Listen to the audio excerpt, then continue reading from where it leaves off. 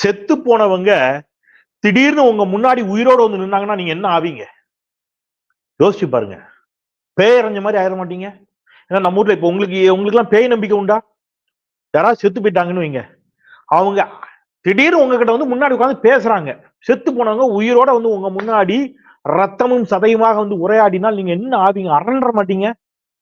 நேத்து சுப்ரீம் கோர்ட்டே ஆடி போச்சு. செத்து போனாங்கன்னு டெத் சர்டிபிகேட்லாம் ரெடி ஆகி செத்தே போயிட்டாங்க அப்படின்னு சத்தியம் பண்ண 2 பேரு சுப்ரீம் கோர்ட்டுக்கு உயிரோட வந்து நின்ட்டாங்க. சார் நாங்க சாவல சார், யார் சார் செத்தான்னு சொன்னது எங்களை அப்படின்னு உயிரோட வந்து சுப்ரீம் கோர்ட் முன்னாடி நிக்கிறாங்க. எங்களை செத்தாங்கன்னு சொன்னது யாரு, பதில் சொல்லுங்க அப்படின்னு கேக்குறாங்க. யார் நீங்க செத்து போயிட்டாங்கன்னு சொன்னதுன்னு கேட்டா தேர்தல் ஆணையம். தேர்தல் ஆணையம் இவங்க 2 பேரும் செத்து போயிட்டாங்கன்னு சொல்லி இவங்க ஓட்டை கேன்சல் பண்ணிட்டான். எப்படின்னு கேட்டா இவங்க 2 செத்து போயிட்டாங்கன்ட்டான்.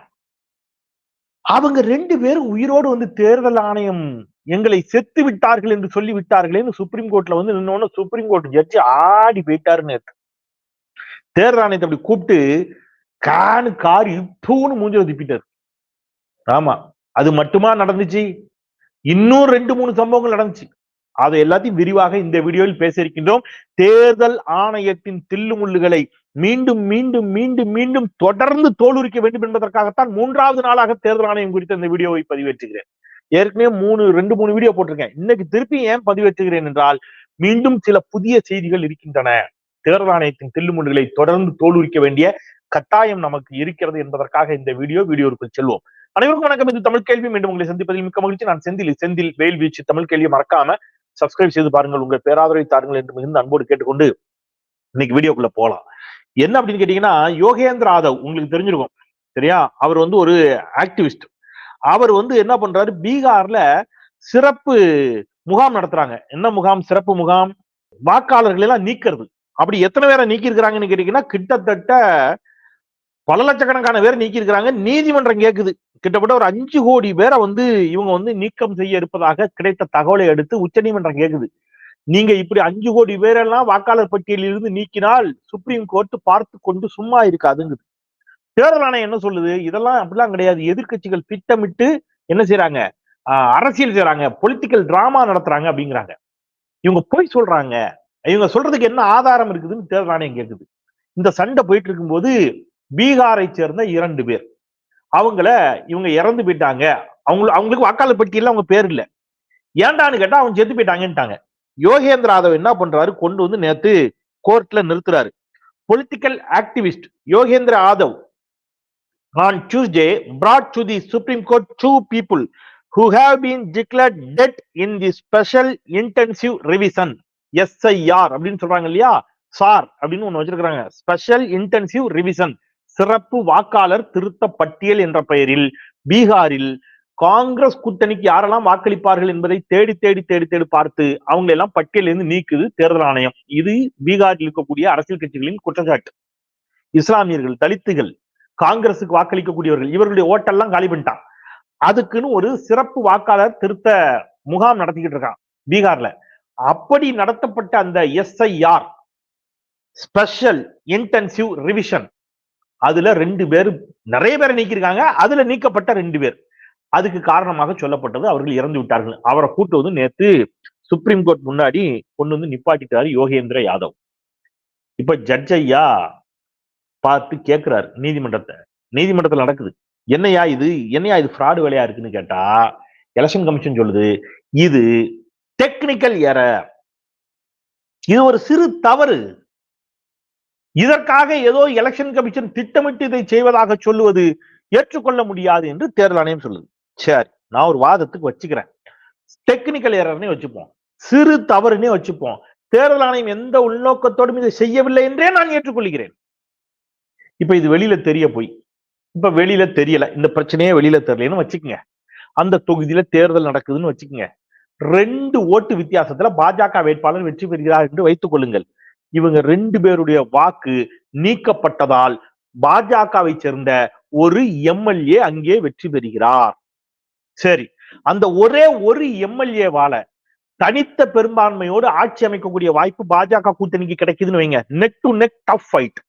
ஒரு MLA ஆதரவு யாருக்கு கூடுதலா இருக்கோ அவங்கதான் ஆட்சி அமைக்க முடியும் அப்படின்னு வச்சுக்கோங்க. அந்த எம்எல்ஏ வெற்றி பெற்றதால் தான் பாஜக ஆட்சி அமைக்கக்கூடிய சூழல் வருதுன்னு வைங்க, என்ன ஆகும்? இதோட சீரியஸ்னஸ் உங்களுக்கு புரியுதா? ஒரு ஓட்டு அல்ல, ஒரு ஓட்டாக இருந்தாலும் அந்த ஒரு ஓட்டு என்பது ஒரு சட்டமன்ற உறுப்பினரை, ஒரு நாடாளுமன்ற உறுப்பினரை முடிவு செய்வது மட்டுமல்ல, அந்த ஒரு சட்டமன்ற உறுப்பினரால், அந்த ஒரே ஒரு நாடாளுமன்ற உறுப்பினரின் தயவால் ஒரு கட்சி ஆட்சியை அமைப்பதா அல்லது ஆட்சியை இழப்பதா என்பதை முடிவு செய்யக்கூடியதுதான் இந்திய தேர்தல் ஜனநாயக முறைமை. இப்ப நீங்க தமிழ்நாட்டில் எடுத்துங்க, 118 எம்எல்ஏக்களுடைய ஆதரவு யாருக்கு இருக்குதோ அவங்க ஆட்சி அமைக்கலாம். யோசிச்சு பாருங்க, ஒரு ஓட்டு வித்தியாசத்துல ஒருவர் வெற்றி பெற்றிருந்தாலும், நீங்க வந்து திமுகவுக்கு வந்து 118 எம்எல்ஏக்கள் வராங்கன்னு வைங்க, எக்ஸாக்டா ஒரு உதாரணத்துக்கு சொல்றேன். 234 எம்எல்ஏக்கள் 118 தான் இந்த பக்கம், மீதி இருக்கிறது அந்த பக்கம்னு வச்சுக்கோங்க. அப்படி வச்சுக்கோங்க, ஒரு எம்எல்ஏ ஆனாலும் ஆட்சியே மாறும். இப்ப ஒருவேளை தமிழ்நாட்டுல இப்படி ஒரு 2 ஓட்டு, 10 ஓட்டு, 100 ஓட்டை ஏதோ ஒரு தொகுதி காலி பண்ணிட்டாங்க. 100 ஓட்டு வித்தியாசத்துல, 50 ஓட்டு வித்தியாசத்துல ஒரு 5 எம்எல்ஏ அதிமுக கூட்டணியில வெற்றி பெறாங்கன்னு வச்சுக்கோங்க, என்ன ஆகும்? அப்போ இது வெறும் 2 ஓட்டு என்பது அல்ல, இந்தியாவினுடைய அரசியல் வரலாற்றையே புரட்டி போடக்கூடிய ஒரு வேலையை கூச்சம் இல்லாமல் தேர்தல் ஆணையம் செய்கிறது. சரி, இது ஒரு பக்கம். உலகத்திலேயே அதிகமான வயதான பெண்மணி என்று யார் தெரியுமா? 122 வயசுல ஒரு பெண்மணி இருக்கிறாங்க. அவங்க தான் உலகத்திலேயே ரொம்ப ஏஜ்டு. அதை விட வயதான பெண்மணி இந்தியாவில் இருக்கிறாங்கன்னு தேர்தல் ஆணையம் சொல்லுகிறது. நான் ஸ்கிரீன்ல காட்டுறேன் அவங்களுடைய தேர்தல் ஆணைய அடையாள அட்டைய. அவங்க பிறந்த டேட்டு 15/7/1900. அப்படின்னா இப்ப அவங்களுக்கு வயசு 124 வயசு கம்ப்ளீட்டர். 124 கம்ப்ளீட்டர், 124 வயது. ஆனா போட்டோவை பார்த்தா அந்த அம்மா சின்ன பிள்ளை. 124 வயசுல இவர் முதல் தலைமுறை வாக்காளர். அதான் அதோட comedy. First time voter. First time ஓட்டருக்கு நம்ம ஊர்ல என்னங்க வயசு இருக்கும்? 18 வயசு நிரம்பினா ஓட்டு போடலாம். அப்ப 18 வயசு, 19 வயசு, 20 வயசு. ஏன்னா அடுத்தது 18 வயசு நிரம்பின உடனே சில சமயம் தேர்தல் வராம போயிருக்கலாம். ஸோ ஒரு வருஷமா 2 வருஷமா கழிச்சு தேர்தல் வருதுன்னா 19 வயசு 20 வயசுக்குள்ள நடக்கும். 124 வயசுல ஒரு கிழவி முதல் தலைமுறை வாக்காளரா? அவங்க பேர் மின்டா தேவி. அப்படி இல்ல, பொய், ஃப்ராடு. கேட்டா டெக்னிக்கல் எரர். எல்லாமே எப்படிடா டெக்னிக்கல் எரராவே மாறுது? அதுவும் பாஜகவுக்கு சாதகமானது மட்டுமே எப்படி டெக்னிக்கல் எரரா மாறுது? அடுத்தது அதிர்ச்சி. 1-2 அதிர்ச்சி இல்ல, இதுக்கு அடுத்த அதிர்ச்சி. சார் பாஜகவுக்கு சாதகமா மட்டும் எப்படி சார் நடக்குதுன்னு சொல்றீங்க? நடக்குது. தேஜஸ்வி யாதவ், அவர் பீகார்ல அவர் சொல்றாரு, அவங்க ஆட்சி அமைக்க வேண்டியது போன வாட்டி. அவர் சொல்றாரு, Tejashwi Yadav further alleged that முசாஃபர்பூரினுடைய mayor, Muzaffarpur's mayor BJP leader Nirmala Devi, அவங்க பேர் Nirmala Devi, possess 2 different epic IDs within the same Vidhan Sabha constituency. Vidhana சபா அப்படிங்கிற தொகுதியில பாஜகவினுடைய மேயர் 2 ஓட்டர் ஐடி வச்சிருக்காங்க. 2ம் வேற வேற நம்பர். ஒரே வாக்காளர் ஐடி இல்ல. இது ஒரு ஐடி, அது ஒரு ஐடி. 2மே இந்த அம்மா. இந்த அம்மா யாரு? மேயர். இப்போ நீங்க சாமானிய மக்களுங்க தெரியாம வந்து ஓட்டர் லிஸ்ட இங்க இருந்து அங்க மாத்துனாங்க, அப்ப வந்து இங்க டெலிஷன் கொடுக்க தவறிட்டாங்க, இந்த மாதிரிலாம் சில காரணங்கள் சொல்றாங்க. இவங்க அப்படி இல்ல, சாமானிய பெண் அல்ல, ஒரு மேயர். சரி, மேயருங்கும் போது இவங்களும் தெளிவா டெலிஷன் கொடுத்திருப்பாங்க. ஒண்ணு. இன்னொன்னு, ஒரு மேயர் என்று வருகின்ற பொழுது இவருடைய வாக்கை கூடவா நீங்க வந்து 2 இடத்துல இருந்து டூப்ளிகேட் இருக்குன்னு கண்டுபிடிக்க முடியாம இருக்கிறீங்க தேர்தல் ஆணையம். அப்ப திட்டமிட்டு தெரிந்தே இதை தேர்தல் ஆணையம் செய்கிறது. அப்படி இந்தியா முழுவதும் கோடிக்கணக்கான வாக்காளர்களை பட்டியலில் இருந்து நீக்குவதற்கான சதி வேலையை தேர்தல் ஆணையம் தொடங்கி விட்டது. இன்னைக்கு வந்து கவனக்குறைவு அப்படின்னு சொல்ற வார்த்தையை ஏற்றுக்கொள்ள மறுத்து நீதிமன்றம் அதைத்தான் சொல்றாங்க, நாங்கள் பார்த்து கொண்டு சும்மா இருக்க மாட்டோம் அப்படின்னு நீதிமன்றம் சொல்லிடுச்சு. சரி, அப்ப நீதிமன்றம் என்ன சார் செய்யும் அப்படின்னு கேட்டீங்கன்னா, எனக்கு நீதிமன்றம் நேற்று இன்னொரு உத்தரவு கொடுத்திருக்குது. அதை நினைச்சா எனக்கு ஹார்ட் அட்டாக்கே வந்துடுச்சு. நான் அதைத்தான் சன் நியூஸ் தொலைக்காட்சியில கேட்ட அந்த வீடியோ நீங்க பார்த்திருப்பீங்க, வைரல் ஆயிடுச்சு. அதாவது உங்க எல்லாருக்கும் அந்த அனுபவம் இருக்கும். நான் பேசுறேன், இப்ப நான் சொல்ல போற அனுபவம் உங்களுக்கும் இருக்கும், எனக்கும் இருக்கு. ஒண்ணுக்கு இருக்க போற இடத்தை தவிர வேற எங்க போனாலும், நீங்க எங்கேயாவது இப்ப போறீங்க, ஒரு ஆம்னி பஸ்ல நம்ம இப்ப ஊருக்கு போறோம், அல்லது வந்து ஒரு ட்ரெயின்ல வந்து நம்ம போறோம் அப்படின்னா, நீங்க ஒரு பொது இடத்துல இருக்கக்கூடிய கழிப்பறைக்கு நீங்க போனீங்கன்னு வைங்க, அங்க மட்டும்தான் உங்ககிட்ட ஆதார் கார்டை காட்டுன்னு கேட்கலையே தவிர, வேற எல்லா இடத்துலயும் ஆதார கட்டாயமாக்குச்சா இல்லையா பாஜக அரசு? ஆதார் எடுத்தே ஆகணும் அப்படின்னு சொல்லி நம்முடைய கருவிழி, நம்முடைய கை ரேகை எல்லாவற்றையும் பதிவு செய்து, ஆதார் மட்டும் இல்லைன்னா நீ இந்திய குடிமகனே இல்லை என்பது போன்ற ஒரு தோற்றத்தை ஏற்படுத்தி ஆதாரம் எல்லாத்தையும் கட்டாயமா எடுக்க வச்சாங்க. அப்படி ஆதாரை கட்டாயமாக எடுத்த பிறகு அந்த ஆதார எல்லாத்தோடையும் இணைக்க சொன்னாங்க. ரேஷன் கார்டு கூட என, பேன் கார்டு கூட என, ஓட்டர் ஐடியோட என, லைசன்ஸோட என, பேங்க் பாஸ்புக்கோட என, கேஸ் பில்லோட என, எல்லாவற்றோடையும் போய் ஆதாரம் இணைக்க சொன்னாங்க. எல்லாத்தோடையும் ஆதாரம் இணைச்சோம். கடைசி இப்ப என்ன சொல்லிட்டாங்க, நீதிமன்றத்துல போய் வாதிடுறாங்க, இந்த ஆதாரை நாம ஒரு சான்றாக, அவர் இந்தியர் என்பதற்கான ஆதாரமாக இந்த ஆதாரை ஏற்றுக்கொள்ள முடியாது. நீதிமன்றமும் நேற்று சொல்லிடுச்சு, ஆமா ஏத்துக்க முடியாது.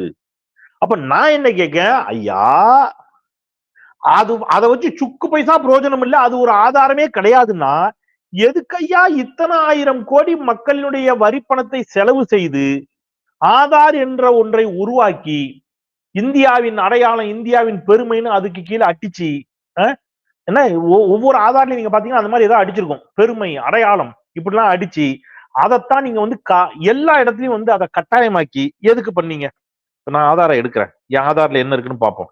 எனது ஆதார், எனது அடையாளம், கீழே எனது ஆதார், எனது அடையாளம். என்ன அடையாளம்? அதான் அடையாளமே இல்லைன்றீங்களே. இப்ப மக்களுடைய வரிப்பணம் விரயமா இருக்குதா இல்லையா? சரி, இவ்வளவு டேட்டாவை கலெக்ட் பண்ணி அப்ப யாருக்கு வித்தீங்க, கொடுத்தீங்க? அப்படித்தானே கேட்கணும். அடுத்த கேள்வி எனக்கு என்ன தோணும், ஏங்க ஒவ்வொரு இந்திய குடிமகனுடைய டேட்டாஸ் முழுக்க எடுத்துட்டீங்க. ஒண்ணு இல்ல, நீங்க இப்ப சாமானியமா சும்மா ஒரு சிம் கார்டு தொலைஞ்சிருச்சு அப்படின்னு போய் ஒரு சேட்டு கடையில எங்கேயும் நீங்க வந்து கடை வச்சிருப்பாங்க. நீங்க எங்க ஏரியால பாத்தீங்கன்னா இந்த ஹார்ட்வேர்ஸ் வச்சிருக்கிறாரு, அவரு கடையில நீங்க வந்து ரீசார்ஜ் பண்றது, சிம் கார்டு தொலைஞ்சு போச்சுன்னா வேற ஒரு சிம் கார்டு வாங்குறது, இந்த மாதிரிலாம் போறாங்க. அவரும் குட்டியா ஒரு மிஷின் வச்சிருக்காரு, தூக்கி முன்னாடி வைக்கிறாரு, வச்சுட்டு உங்க கைரேகை வைங்கிறாரு. அங்க வரவன்ட்ட வச்சான்னா கம்ப்யூட்டர்ல அவனை பத்தின முழு டீடைல்ஸையும் இவன் எடுத்துறான். என்னடான்னா எல்லா டீடைல்ஸையும் நீங்க வாங்கி வச்சுட்டீங்க. ஆதார் ஆதார் ஆதார்ங்கிற பேர்ல இவ்வளத்தையும் வாங்கிக்கிட்டு நீ இதை வச்சுட்டு உன்னை இந்தியனா கன்சிடர் பண்ண முடியாது என்று ஒன்றை தேர்தல் ஆணையம் சொல்லுகிறது. நீதிமன்றமும் நேற்று ஆமா நின்றுச்சுன்னா என்னத்த சொல்ல? யோசிச்சு பாருங்க, இந்தியாவை இவர்கள் பாஜக எதை நோக்கி நகர்த்தி கொண்டிருக்கிறார்கள் அப்படின்னு யோசி. இது நான் நிறைவா ஒண்ணு சொல்லிடுறேன். இதுல என்னன்னா, இவ்வளத்தையும் பண்ணிட்டு அனுபவிக்கணும்னு தான் நான் நினைக்கிறேன். யாரெல்லாம் மன்மோகன் சிங்கை கேலி செய்தார்களோ, யாரெல்லாம் மன்மோகன் சிங்கை எள்ளி நகையாடினார்களோ, இவங்க யார தி பெஸ்ட் பிரைம் மினிஸ்டர்னு சொல்றாங்கன்னு பாருங்க. மன்மோகன் சிங் ஆட்சி காலத்துல, மன்மோகன் சிங் டாக்டரேட் பட்டம் வாங்கினவர், பெரிய பொருளாதார மேதை. நம்மால என்ன படிச்சிருக்காருன்னு சர்டிபிகேட்டே கொடுக்க மாட்டேங்கிறாரு மோடி, இருக்கட்டும். மன்மோகன் சிங் ஆட்சி காலத்துல டாலருக்கு நிகரான இந்திய ரூபாயின் மதிப்பு 57 ரூபா 60 ரூபா. ரைட், நீங்க நல்லா கவனிச்சு பாருங்க. ஒரு டாலர் 57 ரூபாய் 60 ரூபாய் வச்சிருந்தாரு. பெட்ரோல் லிட்டர் 65 ரூபாய், கேஸ் 450 ரூபாய், தங்கம் ஒரு சவரன் 26,000 ரூபாய், ஜிடிபி 8 விழுக்காடு, பத்திரிகையாளர்கள் எல்லாம் எங்க போனாலும் சந்திப்பாரு. இப்படி இருந்தவரை பொம்மை பிரதமர், கையாலாகாத பிரதமர், ஒண்ணுமே தெரியாத பிரதமர் இந்த மோடி வகைராக்களும் பார்ப்பனிய ஊடகங்களும் திட்டமிட்டு பரப்புன. அதையும் இந்த நாட்டு மக்கள் நம்பினாங்க. ஆமா ஆமா, இரும்பு மாதிரி ஒருத்தர் வேணும், எக்கு மாதிரி ஒருத்தர் வேணும்னு மோடிக்கு ஓட்டு போட்டு கொண்டு வந்துச்சு ஒரு கூட்டம். இப்ப யோசிச்சு பாருங்க, இவர் வந்த பிறகு ஒரு டாலர் 86 ரூபாய், டாலருக்கு நிகரான இந்திய ரூபாய் மதிப்பு கடும் சரிவு. ஒரு டாலர் 86 ரூபாய். மன்மோகன் சிங் இருக்கும்போது 57 ரூபா 60 ரூபா. பெட்ரோல் மன்மோகன் சிங் இருக்கும்போது 65 ரூபா, இப்ப 105 ரூபா. எல்பிஜி மன்மோகன் சிங் இருக்கும்போது 450 ரூபா, இப்ப 1000 ரூபா. தங்கத்தோட விலை மன்மோகன் சிங் இருக்கும்போது 26,000 ரூபாய் 27,000 ரூபாய், இப்ப 98,000 ரூபாய். ஜிடிபி அவர் இருக்கும்போது 8%, இப்ப 5.3%. அவர் பத்திரிகையாளர்கள்லாம் சந்திச்சு கேட்ட கேள்விக்கெல்லாம் பதில் சொன்னாரு. அவரை பயந்தாங்குழி ஒண்ணுமே தெரியாதவர்னா. இவர் இதுவரைக்கும் ஒரு பத்திரிகையாளர்களோட கூட சந்திக்கல. நீங்க யோசிச்சு பாருங்க. இப்ப இவரை சூப்பருங்க, வலிமையான பிரதமருங்கிறான். எப்படின்னு கேட்டா என்னைய திட்டுறான். யூ ஆர் ஆன்டி இந்தியன்கிறான். வண்டா வண்டியா. என்னடா லாஜிக்கு? நீங்க பிராக்டிகல். நான் என்ன சொல்றேன், சங்கிகளே தயவு செய்து கோபப்படாதீங்க. வலதுசாரிகளே, பாஜக நண்பர்களே தயவு செய்து கோபம் கொள்ளாமல் நான் கேட்கிற கேள்விக்கு பதில் சொல்லுங்க. ஒரு நிமிஷம் யோசிச்சு பதில் சொல்லுங்க. நான் இப்ப சொன்ன ஒப்பீடு எல்லாம் ஏதாவது பொய்யா? கரெக்ட் தானே? கேஸ் விலை, பெட்ரோல் விலை, டாலருக்கு நிகரான இந்திய ரூபாய் மதிப்பு, ஜிடிபி, இது எல்லாத்தையும் சிறப்பாக வைத்திருந்த மன்மோகன் சிங் ஒண்ணுமே இல்லைன்னு சொல்லிவிட்டு இதெல்லாத்தையும் சீரழிச்சு வச்சிருந்த ஒருத்தர் எப்படி தி பெஸ்ட் பிரைம் மினிஸ்டர் சொல்லுவீங்க? சொல்லணும் இல்ல? அப்படிதான் இருக்கு. கட்டத்துல அப்படி இருக்கு. அப்படி சொன்னாதான் தேசபக்தன் இல்லையா? எல்லாம் கால கொடுமை. இதையும் பார்த்து கொண்டிருக்கிறோம் நாம். ஏதோ தமிழ்நாடாவது தப்பி பிழைத்துக் கொண்டிருக்கிறதே என்று நாம் சற்றே ஆறுதல் கொள்வோம் என்பதை சொல்லி மீண்டும் ஒரு முறை தமிழ் கேள்வியை சப்ஸ்கிரைப் செய்து பாருங்கள், உங்கள் பேராதரவை தாருங்கள் என்று மிகுந்த அன்போடு கேட்டு, இந்த தேர்தல் ஆணையத்தின் தில்லுமுள்ளுகளை நாம் மிக உறுதியாக மீண்டும் மீண்டும் அம்பலப்படுத்த வேண்டும். மக்கள் மன்றத்தில் அதை எதிர்கொள்ள வேண்டும் என்பதை சொல்லி விடைபெறுகின்றேன். குரலற்றவர்களின் குரலாய் நான் செந்தில். நன்றி.